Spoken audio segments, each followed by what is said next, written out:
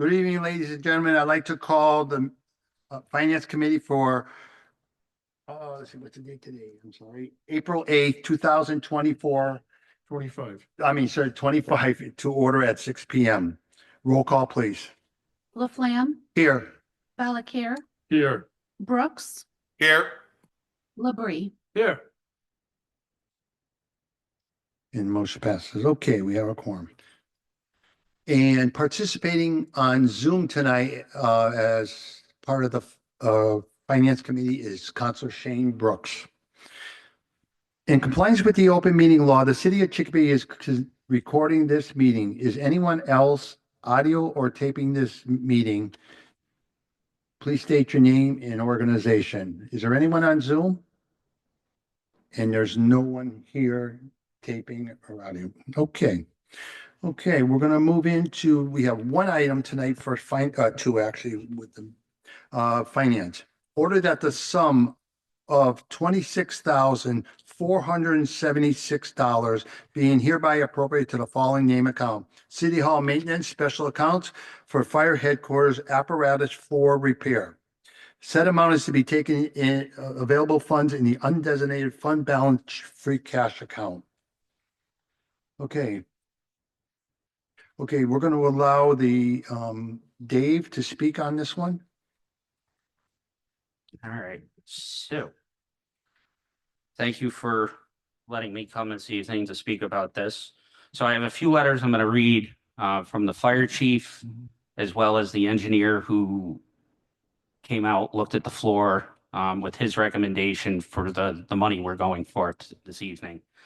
So from the fire chief, it says, President Laflamme and Finance Committee members, I'm sorry I was unable to attend the meeting this evening as I am at a conference out of town. As you can see from the engineering report, there is a structural crack affecting two of our apparatus floor bays. When this building was built in the 1970s, the apparatus did not weigh as much as the modern apparatus weigh today. Approximately 30 years ago, two of our bays had to be reinforced with structural steel. This has now become an issue with two of our other bays. It is imperative that we have use of these bays not only for our daily operations, but for the future of our department. There is a safety concern that one section of the concrete has spalled. Beneath our apparatus bays is our repair facility located in the lower level. We have taken precautions to mitigate any damage from the falling concrete. However, at this time, we need to address the structural cracking with a permanent solution.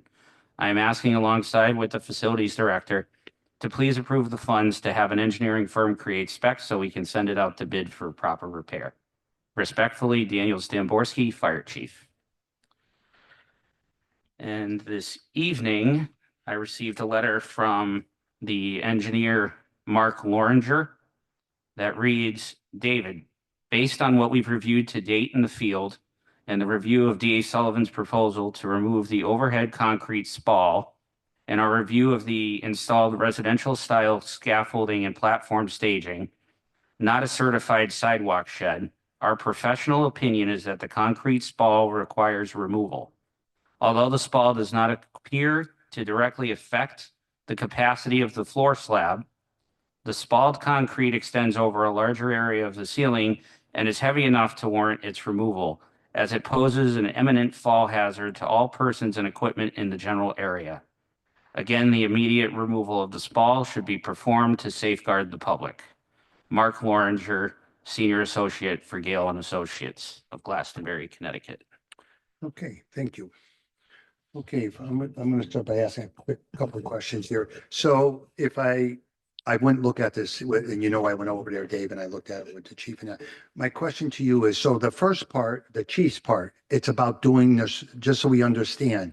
The first part the chief's looking to approve is the engineering amount of money, Yes. not the repair right now.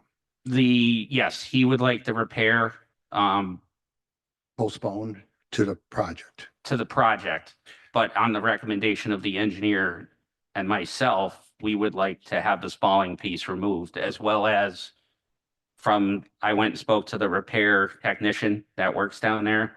He said that it would be best, because we don't necessarily have a timeline to complete the entire project, that they would prefer to have the scaffolding and that piece removed as soon as possible.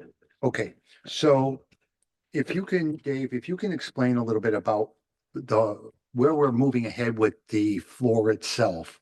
So there's basically the engineering part of it, this temporary repair part of it, and the engineer will do a complete analysis of that bay, correct?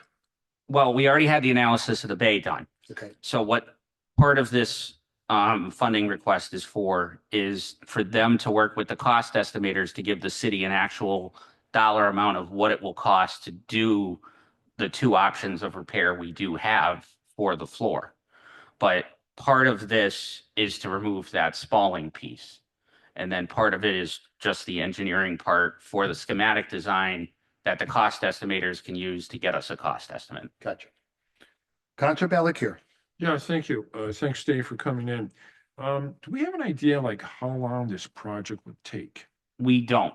And that's one of the reasons why myself and the engineer are recommending to take the spalling piece out because we don't have a timeline. We know that the cost estimate could take 3 to 4 weeks to get the cost estimate. And then once we have that, I'll be able to go before the council for the full funding for the project and then put it out to bid to then go from there. And that could take between a month to 2 months to approve the bid package and Okay.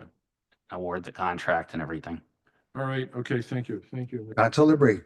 Yes, Dave, during the meeting the other night, I had asked the question about if the money was gonna be used for repairs. So you just said some of it was gonna be used for repairs and the other part was gonna be used for engineering design. Yeah.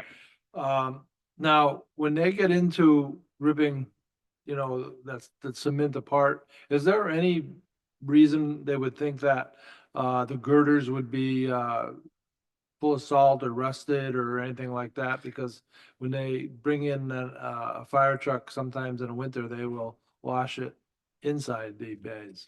Is there any reason to think that it would all have to be replaced? No, what we're looking at doing is potentially, there's two options we can do to repair the floor, is do a skeleton beam like we have under the tower and the engine, which is the other two bays.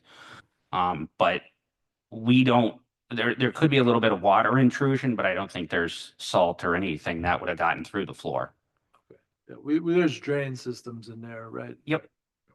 We have floor drains, as well as I believe there's radiant floor heat in certain bays as well.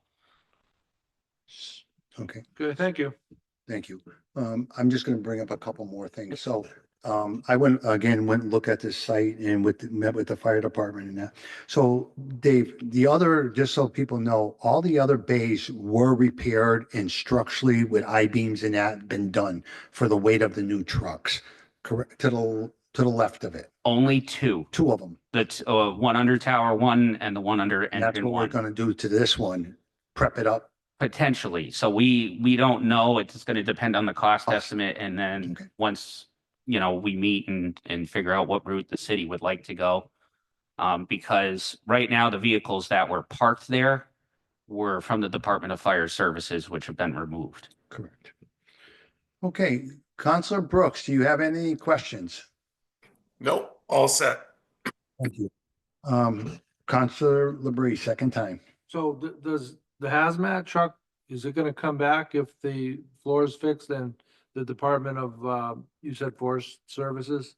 Do they wanna come back if it's fixed?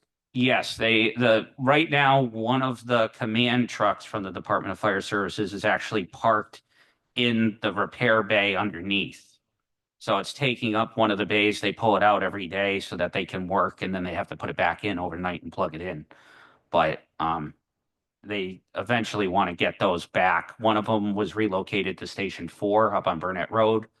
And then the other command truck is actually in repair underneath the apparatus floor. So, but again, this part would just take the piece that is being, the scaffolding is kind of in the picture, you'll see there's a crack. That piece is part of this amount of money. This is not to fund the whole project. This is just to pull the piece out and pay for the engineering design for the cost estimate. So this is basically to pay for the design. I mean, to pay for, you know, a design and a cost estimate to what we're really gonna have to pay. for. Yes. Correct. Yep. Okay. So just an FYI, nothing has fallen from there at No. all. Nothing's been falling that they put the scaffolding. It was just a safety thing. The scaffolding is not holding nothing up. It was just there to protect the workbench that's there. That's why they decided to put this scaffolding. It was just in case small pieces fell, which none has fallen. It's a crack. And if you go upstairs, there is a Yeah. little bubble with a crack. It's just a crack that's telling you, get it fixed. Because it is got the wrought iron through the concrete. It's well Yeah. built. It's just, there's a stress crack and nothing fell. So, again, I just wanted to make sure people knew what it entails. There's going to be more money involved in this in the Yeah. future, in this to do the final repair so that they can use that bay in the future. And as of right now, the only thing in the bay is basically nothing. They're not using no vehicles in that bay, nothing being parked in there anymore. Correct? Yeah, the only things that we were told we could park there is the jet skis Correct. for emergency management are parked over one of them, and then the deputy's pickup truck, which is out more than it's in, is parked there as well. But no ambulances, no fire trucks, no Department of Fire Services, nothing.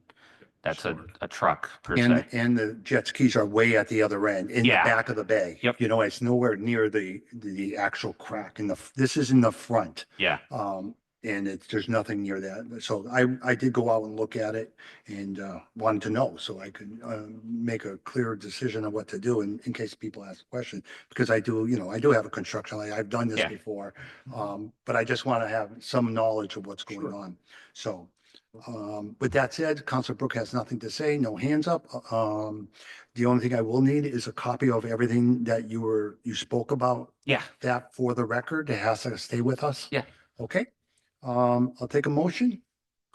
Motion to approve item number 1. Motion made and second to approve item number 1 for $26,476. Roll call, please. Mr. Laflamme, President, do we have to do public input on this item? I'm sorry. She's looking right. I'm sorry. This new form that we use, I didn't know. Is there, before we do we have anybody for public input? We sure do. Thank you, sir. Gotta get used to this new form. Lisa Bienvenu, 34 Everett Street. It sounds like the rebar isn't showing through the concrete, that it's just a crack, but there's no rebar showing. So the floor is not in danger of collapse. Is that my understanding of Yes. this? But this gentleman was saying that, certain vehicles have been designated that could be parked there. So I'm thinking that they've told you what the floor loading is, the safe floor loading. So you should know what that weight is per square foot. That should be posted in there at this time where you need to know your floor loading so that you do not overload it, because you should know the weight of your vehicles, the weight of the jet skis, and you should have that up there. So there's no misunderstanding on what could go there, because somebody must have calculated those floor loadings to say that those vehicles could go there. So But just, I believe talking with the chief, that door cannot be opened without a supervisor.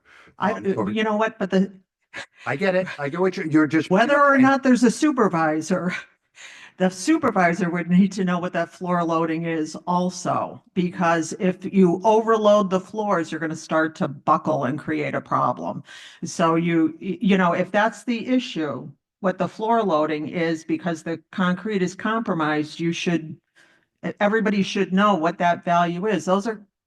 Those values are calculated Mhm. out. So, and it would be nice to know how much is going towards engineering, what the square foot area is that's compromised, and, how much is going towards the repair. Just, it gives a better idea for us, the taxpayers, of what you're looking at moving forward to repair that. So, thank you. Absolutely. Thank you. Okay, I'll take a motion now.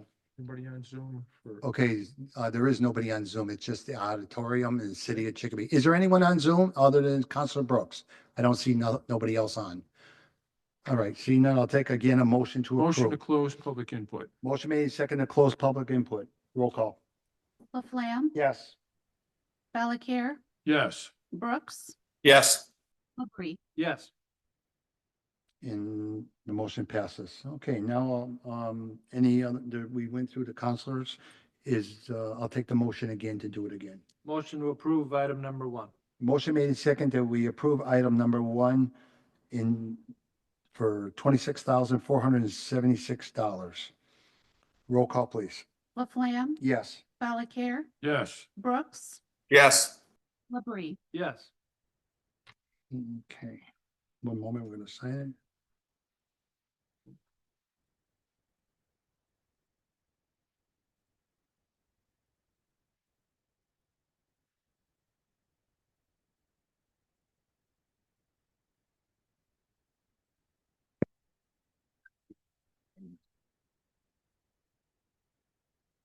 Thank you, Dave. Thanks, Dave. Very nice, Dave.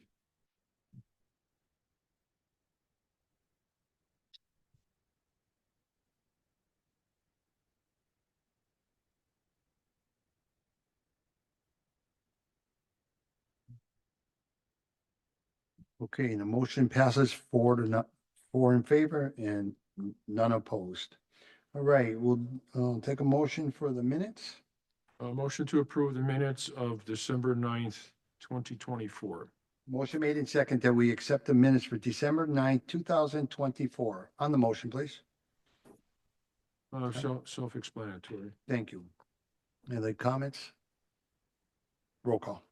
Laflamme, Yes. Valakir, Yes. Brooks, Yes. Labrie. Yes. And the motion passes. I'll take a Make a motion. motion to adjourn. Motion made in second, we adjourn. Roll call, please. Laflamme, Yes. Valakir, Yes. Brooks, Yes. Yes. And the motion passes. Thank you, everybody, for coming for finance and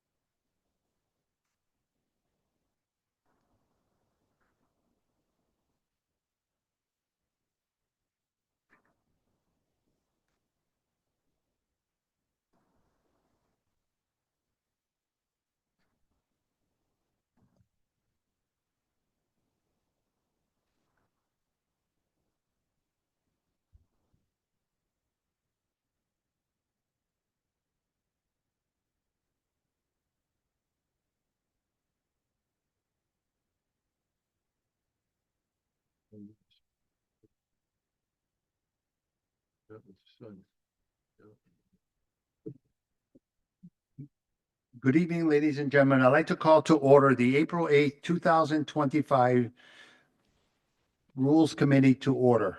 Roll call, please. Laflamme, Here. Valakir, Here. Brooks, Here. Labrie. Here. Thank you. The Counselor Brooks is on Zoom for tonight's meeting. If everybody could just mute your phones.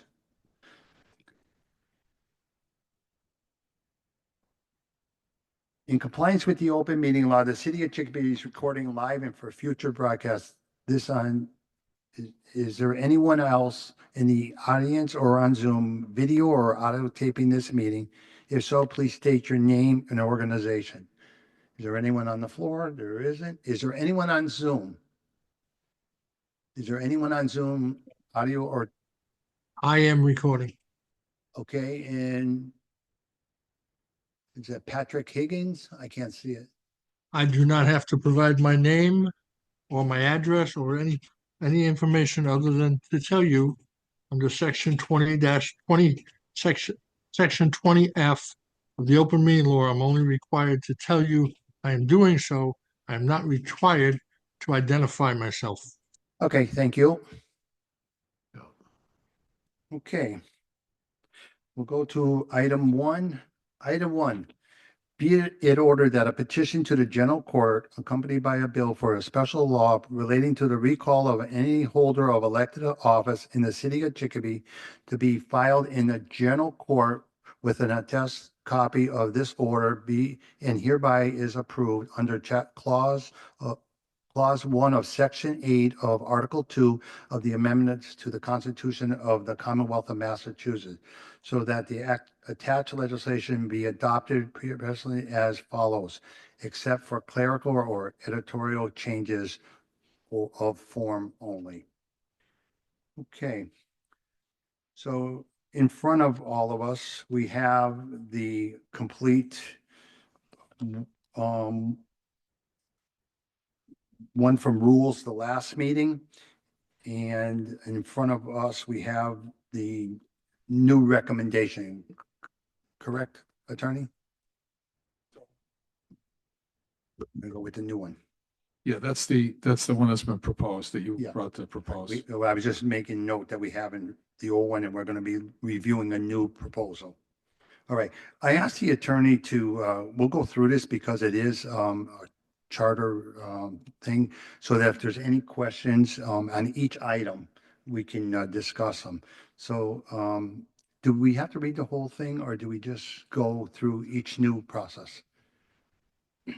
It's in the record. You might want to read the portions that you wanted to add. The new parts. You want to do, Yep. Attendance, sheets, I don't want, no, we didn't do public input yet. Yeah, we can do it now because it's just charter. All right, I will move into do public input. Is there anyone here for public input from the floor on this one? Is there anyone on Zoom for public input on this item?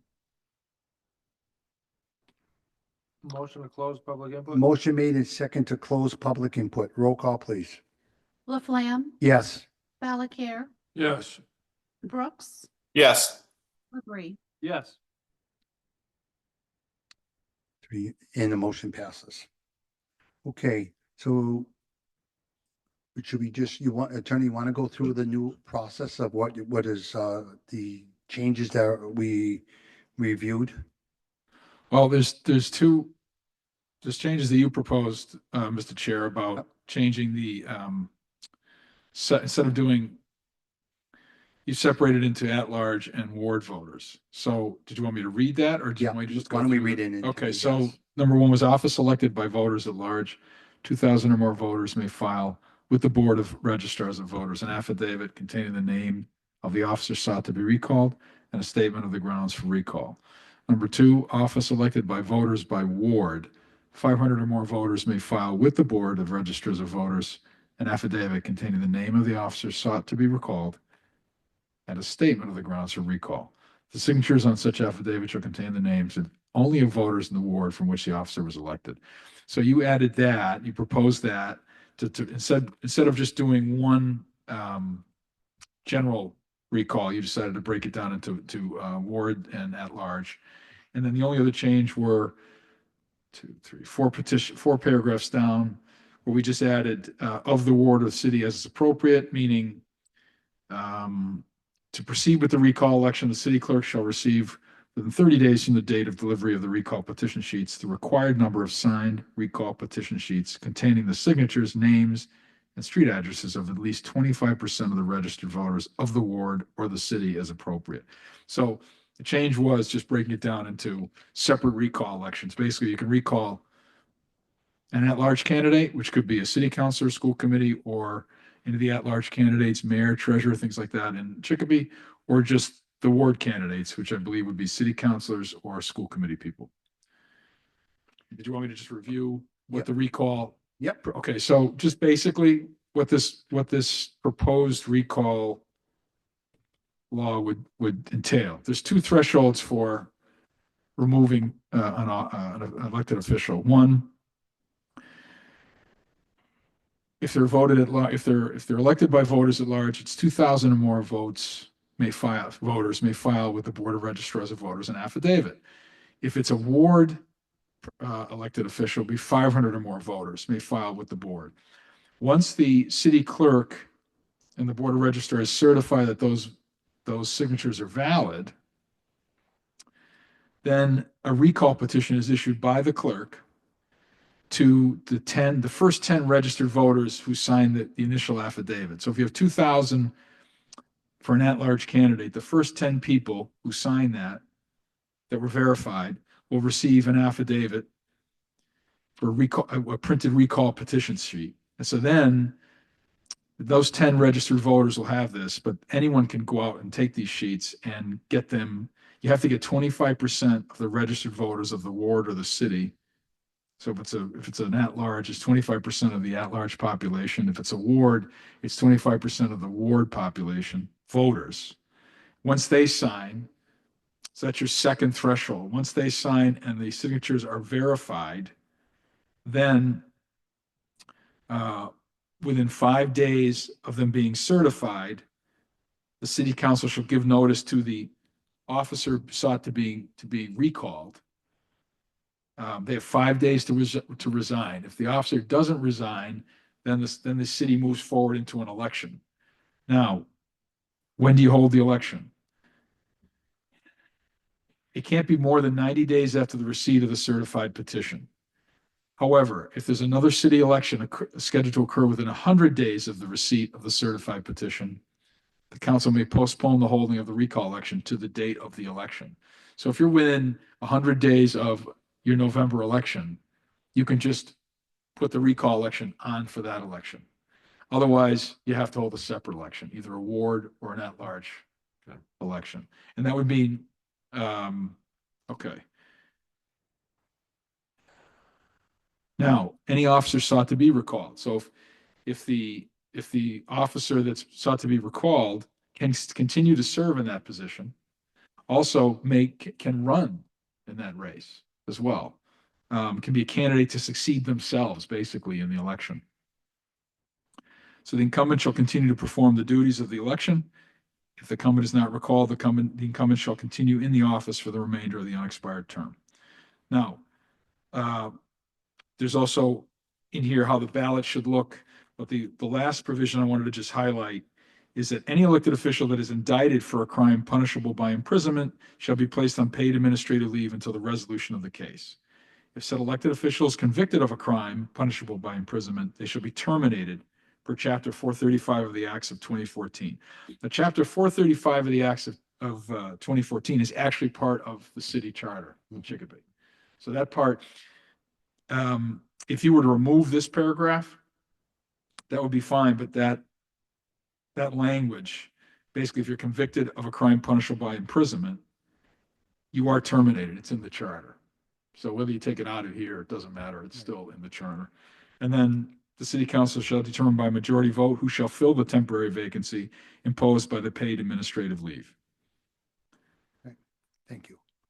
So we received, this came back from us, to us again for, I think it's the 6th or 7th time, because the city councilor brought something forward that he didn't agree with, and that we said we would review it and either keep it in here or remove it. And that's why it is here tonight. And the part that you just read, that is, attorney, is from what exactly from the area? Did you say it again? Just for the record. Sorry, it was on, let's see, 1, 2, 3, 4, 5, 5th paragraph on the 2nd page. And I do have some information on Yep, I'm gonna let you. the statute when you're, Okay, so 2nd page, 5th. yeah, it starts out, Initial. any elected official that is indicted. 5th down, should be the 5th, Well, mine's, on the 2nd page. mine's is different. I'll just- This is an old version. No, This is the That's, new one. that's what's in our record. That's what we have. Oh, wait a minute, here it is. Okay, Okay, sorry. all right. Right there. Okay. So that's why this was brought forward. So that's why we were here to discuss. Everything else, everybody was, all the city councilors reviewed it. And this was the only concern they would like us to review again. So if you want to talk some more on it, on that particular concern. Thank you. So just briefly, Chapter 268A talks about municipal employees. If they're indicted, they can be put on unpaid leave. They're not required to be put on unpaid leave. And a municipal employee under Section G of that statute is a municipal employee. So technically, you could put an elected official on unpaid leave. And if they're reinstated, then they get their back pay. That's how it works. However, typically, elected officials are not suspended, at least in Massachusetts, from the research that I've done. I couldn't find any record of a municipal employee being suspended with pay, with or without pay. So the law says that they're supposed to be suspended. Sorry, not suspended, unpaid leave. However, I couldn't find any elected official that has been put on unpaid leave. Typically, the elected officials continue to serve in their position, and the only remedy that's available is an election. So they would just be, it's up to the voters to decide. Correct. And that's it. Okay, so again, the part we are looking for is what the attorney mentioned. Do we want to keep it in here, or do we want to I'm sorry. Do we want to keep this part in or remove it? It was suggested that, and that either we keep it or remove it. It's up to us to decide, and then the full board will decide at our next meeting. But that's the part that concerned, Counselor that asked to have it reviewed again, correct, attorney? Okay, so as the attorney mentioned, we do have, other ways to doing it in our rules. So I personally don't have a problem removing it. Because of what he said, and I spoke, several times to him today to really understand it. Because there's other avenues. So that's what I'm going to vote to do. But, again, it's just some idea of what I look to do. Councilor Bree. Yes, okay, if we take that article off, we can always remove that official by getting the necessary 2,000 votes and getting them through the first part of our rules that you read earlier. So yes, if you get through, there's two thresholds for the recall. There's the 2,000, if it's an at-large If it's a official. mayor. Okay, let's say if it's a mayoral person, it's a mayor, it'd be 2,000 or more votes to get through the first threshold, and then 25% of the at-large voter population has to sign the recall petition. So you get two steps. So yeah, that's the way to do it. It's either that or you wait till the next election. Right, That's really- or if we keep that paragraph in, then it's not as hard to, in this case, we'd have to put him on paid administrative leave and then put somebody in his place and pay them also. I believe the city council president automatically takes over. I'd have to reread that. I'd have to research that, but I believe that's how it works in the city. And I don't know how it works, whether you'd have to pay the city council president more money. I don't know how that works. I would assume he gets the mayor's pay, It's possible. I don't know. Okay. Is there any other comments, Counselor? No. Counselor Brooks. I guess I have a couple questions. So I think Gary raises a good point. Now, if the mayor's out of town for 2 weeks, Councilor Laflamme, and as I had done before, we acted as mayor. We weren't compensated any differently for our acting role, but we could still execute every duty of the office up to and including signing warrants that would be presented to the city council. So I guess Attorney Riley, I'd want some additional clarification if it was more of a high profile office like a mayor or an assessor, to find out exactly what the mechanism would be. In fact, if, say, Councilor Flam ended up being in office full time because he had to execute the full duties of the mayor's responsibilities, or an assessor or somebody else of the like. So I think that we just need some clarification on that. I'm not so much concerned about the wording. And with the chapters of the acts of 2014, I think that by removing this, it's fairly harmless. But I guess what is the mechanism for identify? So I go to Florida, I do something foolish, and I'm arrested. I'm not necessarily going to notify anybody in the city of Chicopee that I've been arrested. How do we, it's not a fail-safe. I guess we're assuming that Massachusetts, we would know about it because it would be somewhat of a higher profile. But if you're in another state in the union, we may never know. So I'm in Georgia, I'm in California, I'm somewhere else in the Midwest. It just may never get drawn the level of attention that it would necessarily in Massachusetts. So I guess, is there a fail-safe mechanism that we can put in place that requires either disclosure or, I don't know. I'm asking the question because while I agree with this policy wholeheartedly, I'm not sure that we are going to always find an elected official that would be forthright if he or she was to find their way into some kind of trouble outside of the state of Massachusetts. Counselor, Yeah. Okay. to you. So Counselor, what's your question? I'm sorry. My question is, outside of the Commonwealth of Massachusetts, I think it's highly unlikely that we're going to find out about an elected official, whether he or she gets arrested in another state within the union. So if I'm on vacation in California and I'm arrested, unless there's a disclosure clause that requires me to go to the city council president and say, Mr. President, unfortunately, I had an incident in California, Florida, Georgia, where I was arrested and detained for a period of time. What are the chances or what are the mechanisms for us to find out that arrest occurred outside of the Commonwealth of Massachusetts? There are none as far as I know. I'm not really familiar with that topic, so I couldn't tell you whether an arrest, see, we were, the language in the recall provision before you is, talks about indictments. So I couldn't tell you what happens with an arrest. I don't know if we have some type of connection, if we'd find out if there's nothing in here that requires anyone to disclose anything. Okay. I just think we're likely to find out because it's all predicated on if it occurred in Massachusetts, but I mean, it could occur in a neighboring state as close as 20 minutes away in Connecticut. That's possible. Like I said, I don't know if there's a connection, if how you'd find that out other than Okay. Okay, All right. Thank you. thank you, Shane. Okay, is there any other comments? All right. I don't have to do public input, I did it before. Yep, okay, anybody want to make a motion? For that part, any elected official from that to the end of leave.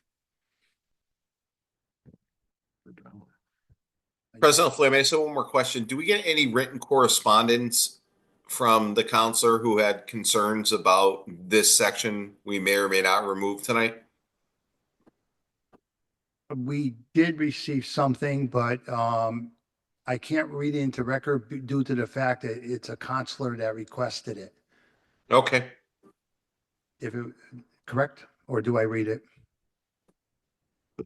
So It was the open meeting law requires you to treat everyone the same, whether if you're not on the committee and you're a city councilor, you have to be treated the same way as if you are a citizen that's attending the meeting. So if it's not common to read letters into the record for a citizen, then because the person's a city councilor, you have to treat them the same. That's all I'm saying. That being said, I've never read anything into the, did any public input, read anything into the record for anyone in any of the committees I've been on. I'm not sure. Shane, did you ever have them? I don't believe we've done that before.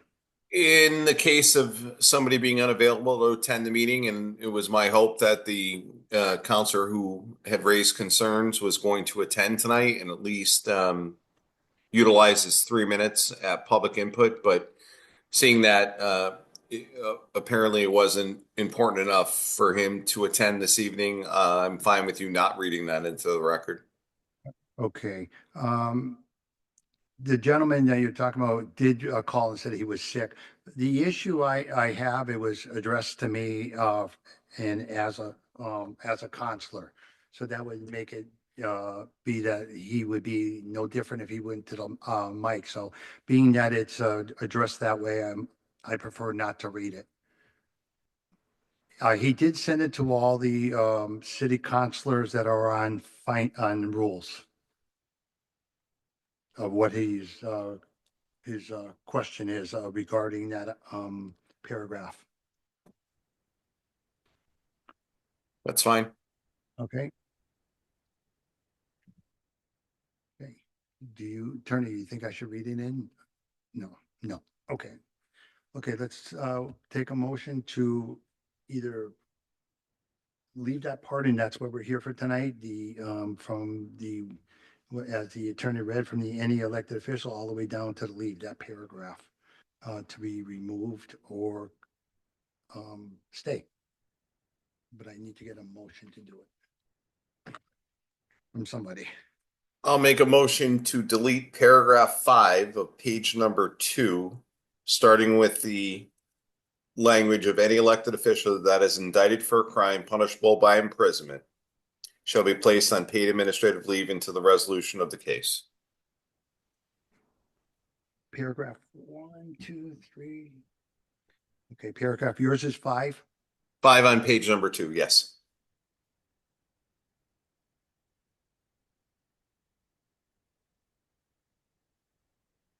Paragraph 5 from It might have just been the way it printed, but the way it was printed. I'm just writing it down. Give me a second. I can read the entirety of the paragraph if you'd like. Yeah, I'm gonna read it after I put it, this in here. We're gonna put the whole thing in after, but I just want to get it from end to end and we're gonna put the whole item in.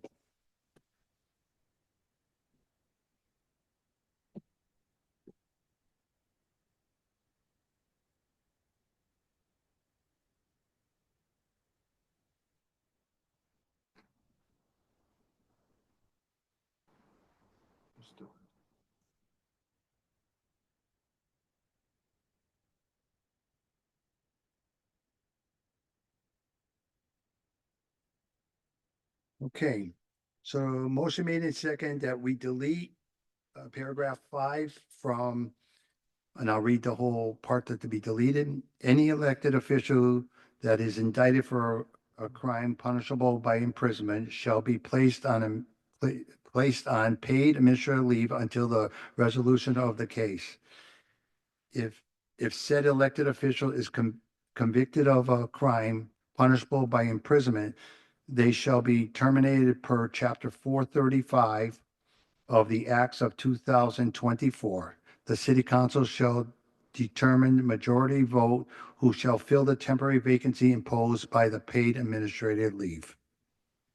That will be removed from this request, this rule. Okay. Roll call. Roll call for to remove. Laflamme, Yes. Valakir, Yes. Brooks, Yes. Labrie. Yes. Okay, go around the room.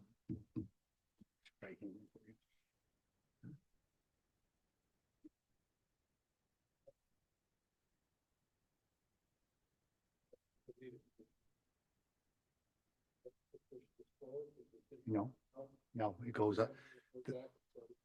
No, it goes automatically to our meeting and right. They gotta approve it as a full board. Yeah.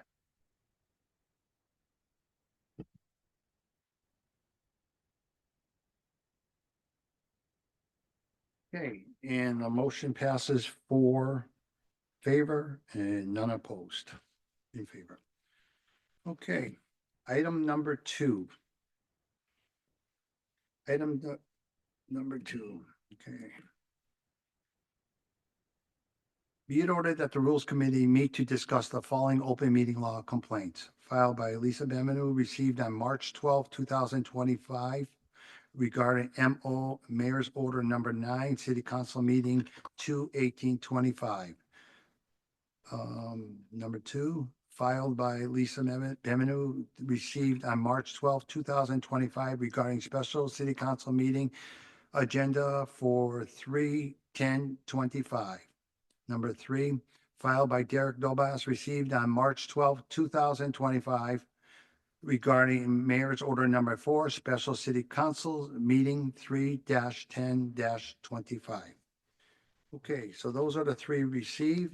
The attorney, you want to, we received that from the law department and give us an update on them?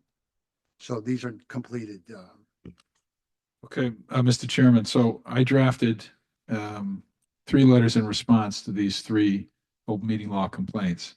So they've been forwarded to you and to the members of the committee. In my opinion, there is no open meeting law violation for any of the 3. And I gave the reasoning why. I can go through each one if you'd like, or I don't know how you Please, want to for the proceed. record, Okay, yeah. so for the record, the first one filed by Lisa Bienvenu, dated March 12th, 2025, regarding Mayor's Order 9. So I'm just going to read from my letter, if that's okay. Yeah. As to Mayor's Order Number 9, the City Council did have backup information in the form of settlement memorandum, and it spoke for itself. They, meaning the City Council, were advised by the city solicitor not to discuss the settlement in an open session. If the City Council wanted to discuss it beyond what was said at that meeting in open session, they could have scheduled an executive session, which they did not. At no time was the City Council told how to vote. Only that time was of the essence. The public is not entitled to the settlement memorandum under the public records law. It's an exception to the public records law. However, the settlement agreement, a separate document, was part of the agenda and was disclosed in a subsequent public records request. As a result, we do not believe an open meeting law violation exists. Okay, so that's number. Do you want me to take all 3, or do you want Yep, to talk? why don't we, Okay, all right. we'll take all 3. So the second one was also from Lisa Bienvenu, received on March 12th, 2025, regarding a special city council meeting agenda for March 10th, 2025. As to Ms. Bienvenu's complaint, the open meeting law does not require a formal agenda or specific form. Rather, it requires the list of topics, and I quoted this. This is from the open meeting law. The list of topics must be sufficiently specific to reasonably inform the public of the issues to be discussed at the meeting. In our case, the memo from the mayor, which is attached, includes sufficient specificity so that a reasonable member of the public could read the topic and understand the anticipated nature of the public body's discussion. If you read through the open meeting law on the website, there's open meeting law opinions that have been issued by the Attorney General's office, and they're very clear that you don't need any more specificity than what we've done, what the city council did. So that's the response to the second complaint. And I attached the actual agenda from the mayor. Yep. For that night. The third was filed by Derek Dobas, received on March 12th, 2025, regarding Mayor's Order Number 4, Special City Council Meeting for March 10th of 2025.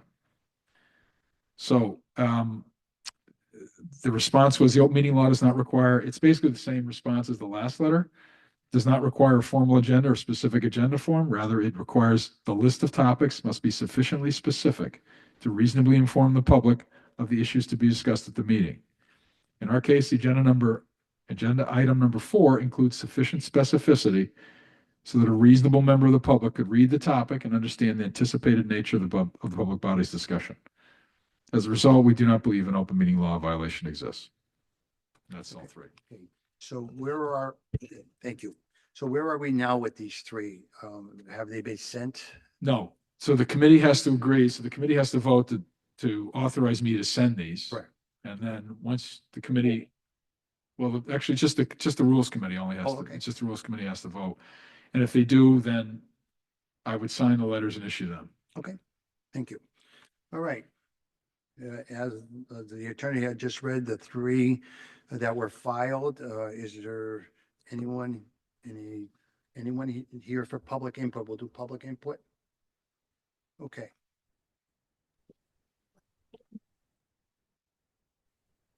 Mr. Chairman? Just have a question. Were the open meeting law complaints issued against the Rules Committee, or was it issued against the full city council?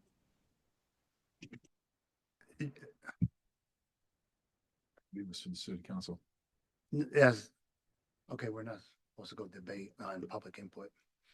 Go ahead, Counselor, Counselor, Mrs. Bennett. Lisa Bienvenue, 34 Everett Street. I'll answer his question.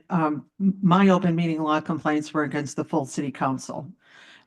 So actually, I believe it has to go before the full city council.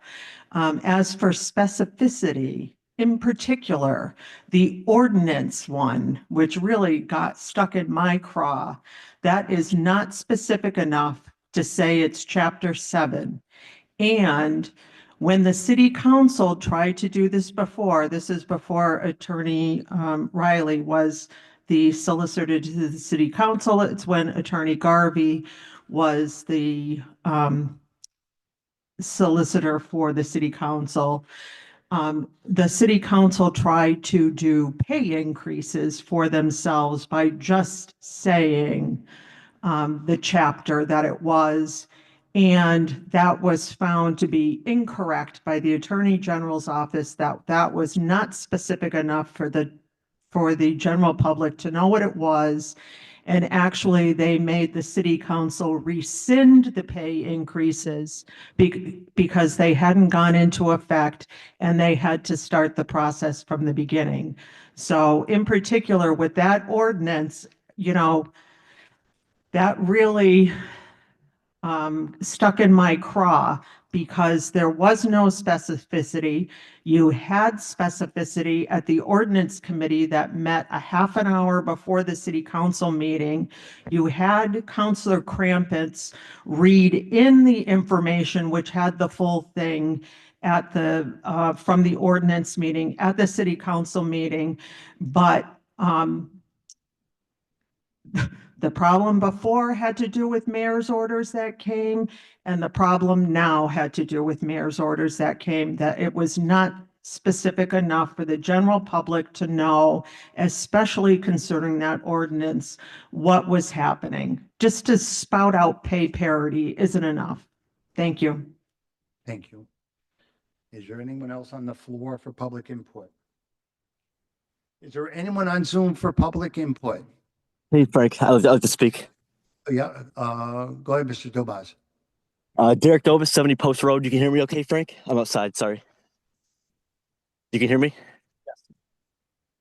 Go ahead. Yeah, I filed my complaint about the March 10th special meeting. There's just nothing posted about Carla Barassi. Her address is not listed. Her benefits is not listed. That's just not even normal practice for the city, excuse me. I checked when the last 2 HR directors were appointed. We had their address and their term length. And I believe Steven Zahowski's resume was also posted.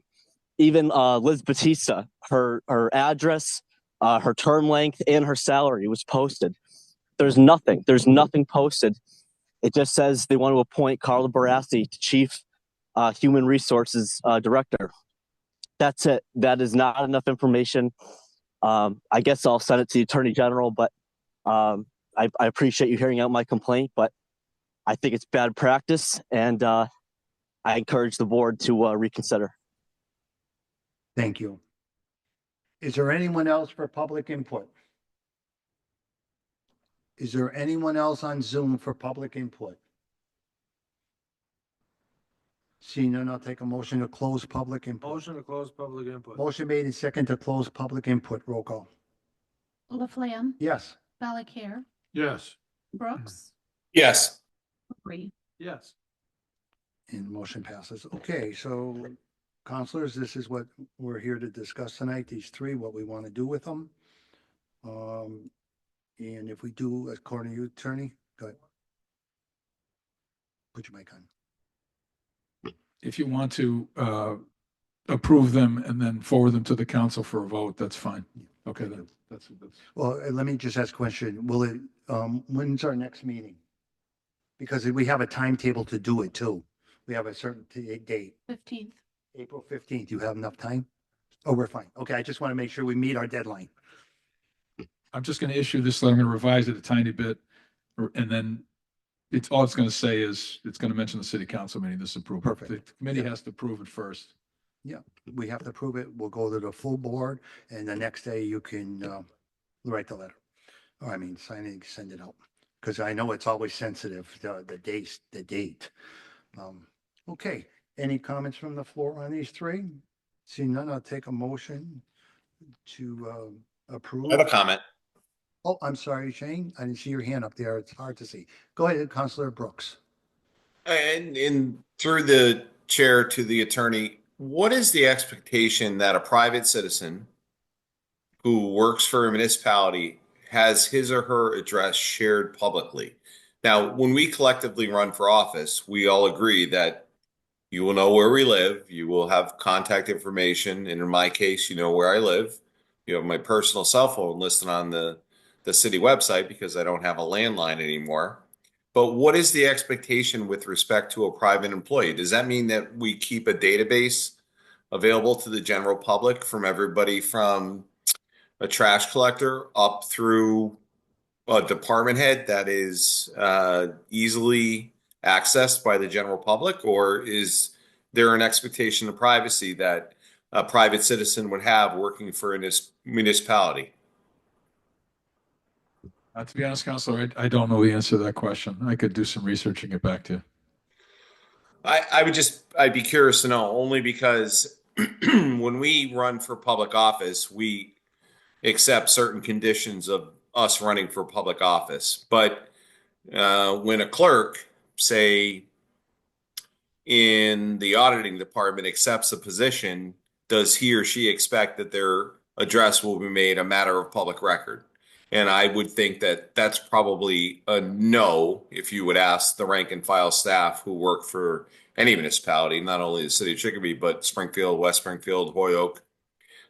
They don't necessarily expect that their private addresses will be made part of the public conversation.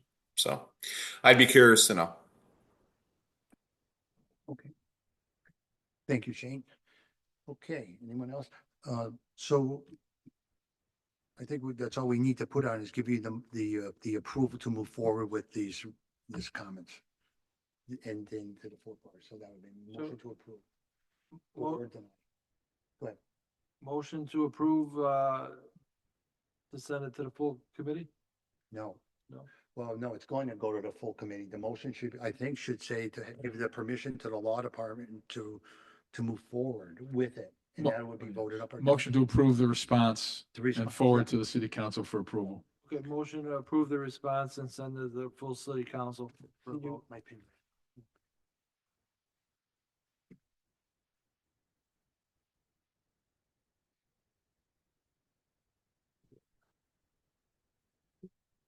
Motion made in second that we Send it to the law department. send it to the law department. Motion to approve Approve the and response Response. and forward to the city council for approval. Okay, motion made in second to answer the response and send to the full city council for their approval. Counselor Brooks. I just have one more comment now that I'm thinking about it. So I work for a public entity that collects state monies. I'm listed with my salary on the 990 that's filed with the state every year as one of the top 5 earning employees at the agency in which I work. But nowhere on the 990 does it indicate my physical address. So again, Attorney Riley, I would ask that we research this pretty carefully, because I think it doesn't much matter to me, regardless of the position held, that we should disclose somebody's private residence. If they choose to submit a resume, maybe we need to redact the residence. If somebody becomes upset that the treasurer is perceived as collecting too much in property taxes and his or her address is listed, somebody shows up there, I just don't think that's a reasonable expectation to have somebody's public address listed who is a non-elected official. I will find out and get back to you. Thank you. Okay, the motion passed. We did a roll call on the motion, and Counselor Brooks was on Zoom and he voted by Zoom. We did not do a roll call. Oh, I'm sorry, they all wrote it. Go ahead. Can you do the verbal one? Thank you. Laflamme, Yes. Valacare, Yes. Brooks, Yes. Labrie. Yes. Thank you. And the motion passes to send it. Favorable 4, unfavorable 0. Okay. Okay, so that'll go before the full board and then at the next, on the April 15th meeting. April 15th. Thank you.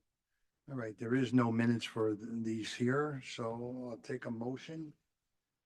to- Motion to approve the minutes of. No, there is no minutes. No minutes. No minutes for this. Motion to adjourn. Motion made and second to adjourn. Roll call, please. Laflamme, Yes. Valacare, Yes. Brooks, Yes. Labrie. Yes. And the motion passes. Thank you. Have a great night.